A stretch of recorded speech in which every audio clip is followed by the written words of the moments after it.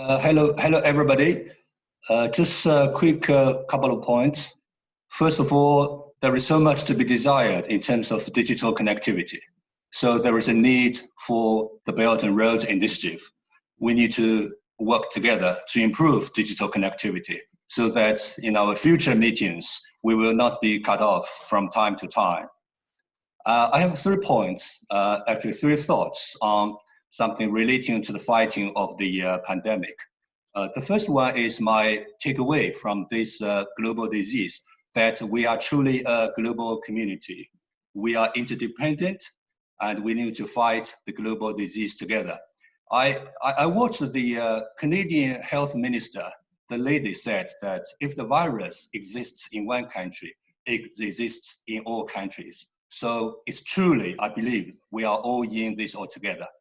When China was fighting the virus, China was not only fighting to protect the Chinese people, but for the whole world. Likewise, now, China has brought the virus more or less under control, but there are the pandemic outbreaks in many other countries. So we need to help each other, support each other, until the whole world defeats the virus. Then we will relieved when the whole world defeats the virus. Otherwise, we will not be safe until the whole world defeats that.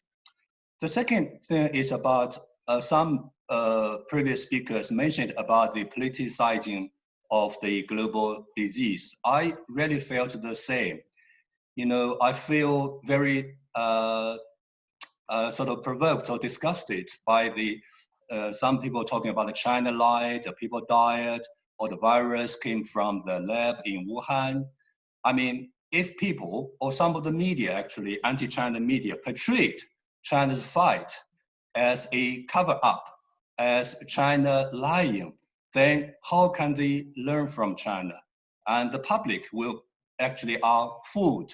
I mean, not all, some of them may be fooled by the anti-China media or right-wing politicians portraying China's fight as a mess up or cover up. China didn't succeed, and many people, some people say 40,000 people might have died.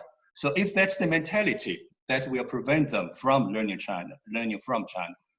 I want to share with you some figures. Recently, I watched an interview by CGTN with an official, Professor Wu of CDC, China's Disease Control Center for Disease Control. Essentially, he said, if it had not been the lockdown and China's vigorous measures, the infection case in China could have been 1.5 million. That would be a lot. And the death rate might be, death cases might be 60,000. So action or inaction makes a huge difference. The reason that China achieved this is because we implemented most vigorous, excessive measures to fight the epidemic. So really, what I hope is people outside China will forget about politics to some extent or ideology, because the disease is a life and death issue. As long as those measures could save life, they should learn from either China or South Korea or even Japan, like wearing a mask. We know that we feel wearing a mask in the public transport could be helpful. That is simple.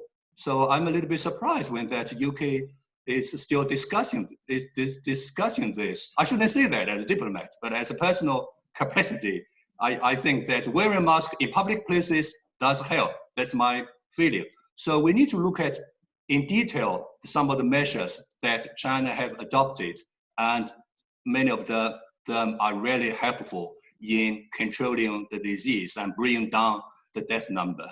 Thank you.